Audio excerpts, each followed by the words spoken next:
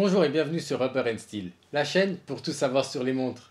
Aujourd'hui, on va vous parler de la Zeppelin LZ127, qui pourrait en ravir plus d'un et qui à mon avis est la montre parfaite pour commencer une collection, puisqu'elle va vous permettre de vous familiariser avec les montres automatiques sans pour autant prendre le risque d'abîmer une montre de luxe.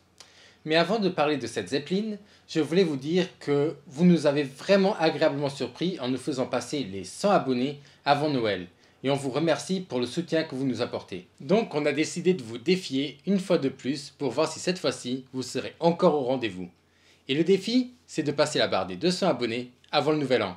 Donc montrez-nous de quel calibre vous vous chauffez. Bon, je suis pas très sûr sur l'expression mais bon. Ceci étant dit, nous allons pouvoir rentrer au cœur de l'horlogerie.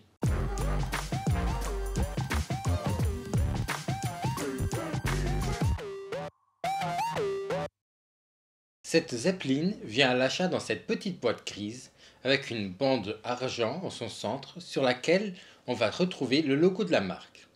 Comme vous pouvez le voir, c'est une boîte bas de gamme avec de très mauvaises finitions qui pourrait être comparée aux boîtes des marques dites fashion comme Hugo Boss ou encore Armani. Donc c'est clairement pas du côté là qu'on va pouvoir s'extasier, mais bon, pour un prix de 199 € sur Amazon, on ne pouvait pas s'attendre à bien mieux. Et je préfère que l'argent soit investi dans la montre plutôt que dans la boîte. À l'intérieur de cette boîte, on va avoir un compartiment sur le haut de celle-ci où on va retrouver les différents papiers de la montre.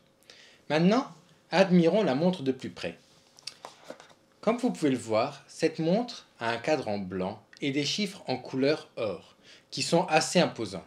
D'ailleurs, ces chiffres de taille conséquente accouplés à la couronne qui est aussi un peu plus grande, ont fait ce qu'on appelle une montre de pilote. Même si d'habitude la couronne d'une montre de pilote est encore plus grande, puisque le but était de faire en sorte que les pilotes, malgré leurs gants, puissent utiliser celle-ci. Vous vous demandez peut-être pourquoi les gants ? C'est assez simple. À l'époque, les avions n'étaient pas chauffés, et donc les pilotes portaient des gants pour ne pas avoir froid aux mains, ce qui explique donc cette couronne imposante. Bon, sur cette montre, la couronne est moyenne, mais on peut voir qu'ils se sont vraiment inspirés des montres de pilote.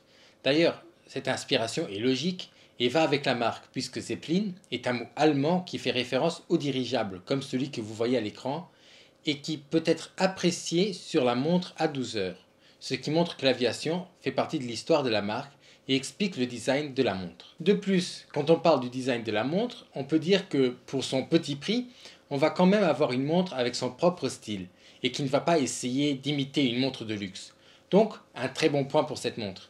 À 3 heures, on va avoir un cadran date et pour finir, à 6 heures, on va avoir la mention automatique et la notion fait en Allemagne. Le boîtier de la montre est lui entièrement poli et cette montre a une entrecorne de 20 mm où vient s'insérer ce bracelet cuir marron avec ses surpiqûres blanches très esthétiques. D'ailleurs, ce bracelet est fait main en Allemagne.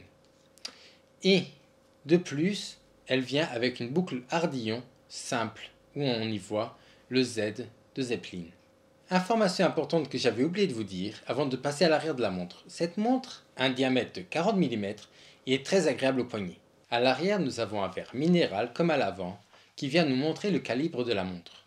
Le calibre en question est un Miyota 821A modifié qui a 21 pierres d'horlogerie et confère à cette montre 40 heures de réserve de marche.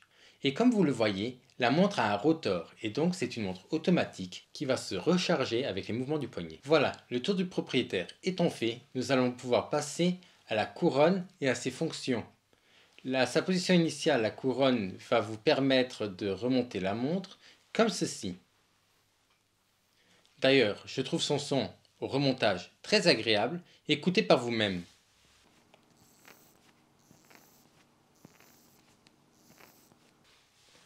Ensuite, en sortant la couronne à sa prochaine position, on va pouvoir changer la date. Et à sa dernière position, on va pouvoir changer l'heure de la montre.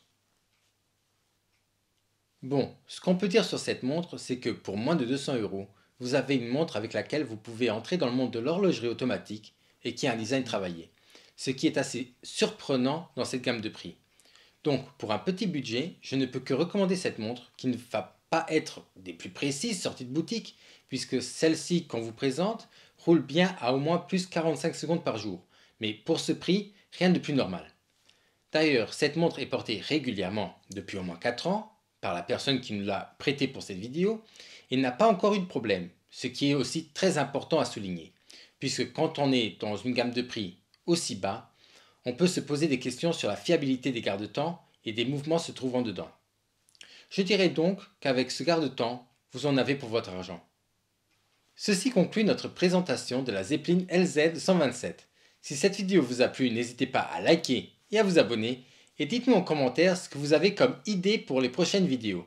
Et si votre idée est retenue, on vous mentionnera dans la vidéo en question. Sur ce, à la semaine prochaine. Au revoir.